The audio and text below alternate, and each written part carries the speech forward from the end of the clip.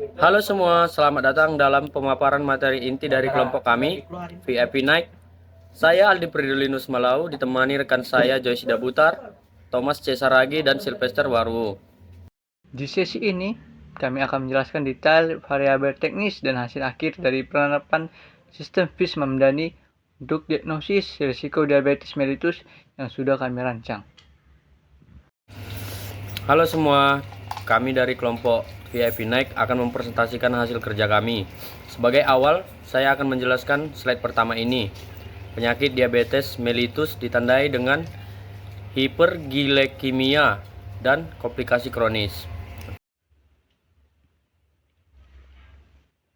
Betul sekali Aldi. Jadi, penyakit ini tidak terjadi secara instan, melainkan sebuah kondisi jangka panjang di mana tubuh mengalami lonjakan gula darah yang jika dibiarkan akan merusak organ-organ penting lainnya. Melanjutkan penjelasan tadi, di slide kedua ini kita bisa melihat bagaimana siklus komplikasi itu terjadi melalui 4 poin utama. Pada poin pertama, semuanya bermula karena pankreas gagal memproduksi insulin secara optimal atau terjadi resistensi insulin.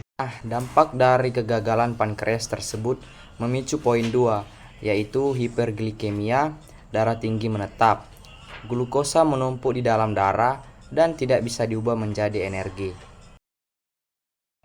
Dan pada tahap yang paling parah atau komplikasi lanjut di poin 04, hal ini bisa menyebabkan kerusakan pembuluh darah jangka panjang yang berujung pada amputasi ekstremitas di bawah atau bagian kaki. Mengapa penyakit ini berbahaya? Karena gejala awal berkembang secara perlahan, sehingga menimbulkan tantangan medis seperti pada tabel slide ketiga ini. Tantangan pertama adalah gejala tidak disadari penderita. Banyak pasien yang merasa dirinya sehat sebelum akhirnya melakukan tes laboratorium resmi. Tantangan kedua, diagnosis konvensional butuh interpretasi proses rumit, melibatkan banyak variabel laboratorium, sehingga screeningnya menjadi kompleks dan lambat.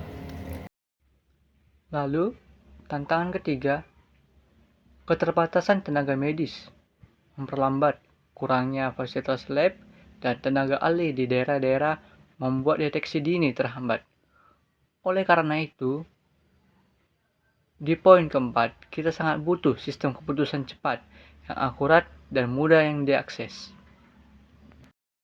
Sebagai solusi dari tantangan tadi, kelompok kami menawarkan penerapan fuzzy logic. Di slide keempat ini ada 4 alasan mengapa fuzzy sangat cocok. Alasan pertama karena batas normal dan beresiko itu kabur.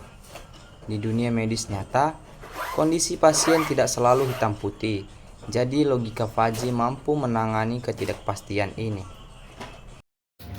Kedua, fuzzy memiliki nilai keanggotaan setara 0 sampai 1. Ini jauh lebih fleksibel daripada logika kebolehan biasa yang hanya bernilai 0 atau 1. Ketiga, metode FIS Mamdani cocok untuk diagnosis klinis karena menggunakan aturan penerapan pakar berbasis linguistik. If then, dan keempat, sistem ini bisa menjadi second opinion bagi tenaga medis di vaskes yang kekurangan dokter spesialis. Sekarang mari kita lihat implementasi datanya pada grafik batang di slide kelima ini. Grafik ini menunjukkan presentasi tingkat risiko dari FIS Mamdani. Bisa kita lihat untuk indikator gula darah, GDP normal rendah berada di skor 18, GDP pradiabetes sedang naik ke skor 42, dan GDP diabetes tinggi melonjak ke skor 78. Sementara untuk variabel berat badan, pasien dengan IMT ideal memiliki tingkat risiko 30%.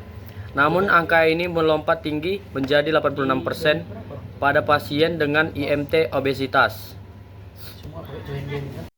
Memasuki bagian kedua dari presentasi kami, di slide ke-6, ini adalah prinsip kerja sistem kami, yaitu FIS Mamdani, ujifikasi, evaluasi, agregasi, dan diversifikasi menghasilkan risiko rendah, sedang, dan tinggi. Tepat sekali. Mari kita bedah detail proses yang disebutkan Thomas tadi melalui tabel alur di slide ke-7 ini. Tahap pertama adalah klasifikasi input GDP dan IMT, yaitu mengubah nilai angka pasti CRISP menjadi derajat keanggotaan Fuzzy sesuai himpunan linguistiknya. Tahap kedua adalah evaluasi root max min. Dalam buka kurung min, n, max atau OR. Untuk menerapkan logika berpikir dokter menggunakan fungsi min dan max pada aturan if then yang aktif. Tahap ketiga adalah agregasi output metode max, di mana semua keluaran dari aturan yang aktif digabungkan menjadi satu daerah fuzzy tunggal. Dan tahap terakhir adalah defazifikasi, menghasilkan nilai resiko tegas yang mengubah daerah fuzzy tadi kembali menjadi nilai presentasi angka pasti untuk dikategorikan ke resiko rendah, sedang, atau tinggi. Mari kita mulai dari slide ke-9 mengenai variabel input klinis dan semesta pembicaraan. Pada poin 1, ditentukan semesta pembicara GDP 50 sampai 250 mg per dl. Rentang inilah yang akan dihitung oleh sistem. Kemudian di poin kedua, dibuat himpunan Fuzzy GDP normal para diabetes dan diabetes menggunakan karva klinis berbentuk trapesium dan segitiga untuk menggambarkan tingkat keparahan gula darah. Selanjutnya di poin 03 ada semesta pembicara IMT 050 sampai 400 sebagai skala indeks massa tubuh. Dan di poin 04 dibentuk himpunan Fuzzy IMT normal, ideal, overweight, dan obesitas untuk mengukur kecenderungan resistensi insulin pada pasien. Setelah input selesai, bagaimana dengan outputnya? Mari kita lihat tabel output kategori risiko dan pemetaan CRISP di slide ke-10. Sistem menetapkan skala output risiko dari 0 sampai 100 yang merepresentasikan persentase total potensi risiko klinis hasil inferensi. Skala ini dibagi menjadi 3 domain. Pertama, himpunan risiko rendah dengan domain 0, 25, 50. Kedua, himpunan risiko sedang dengan domain 25, 50, 75 untuk deteksi bertahap. Dan ketiga, himpunan risiko tinggi dengan domain 50, 75, 100 untuk diagnosis kondisi kritis pasien. Sebagai kesimpulan akhir, mari kita cermati grafik batang horizontal di slide akhir terakhir ini. Mengenai tingkat risiko diabetes berdasarkan Fis Mamdani dengan skor 0 sampai 100, ini berhasil membuktikan bahwa semakin tinggi nilai GDP dan IMT seseorang, skor risikonya akan terakumulasi secara akurat menuju kategori tinggi.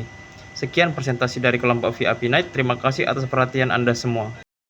Bisa kita lihat untuk indikator gula darah, GDP normal rendah berada di skor 18, GDP pradiabetes sedang naik ke skor 42, dan GDP diabetes tinggi melonjak ke skor 78.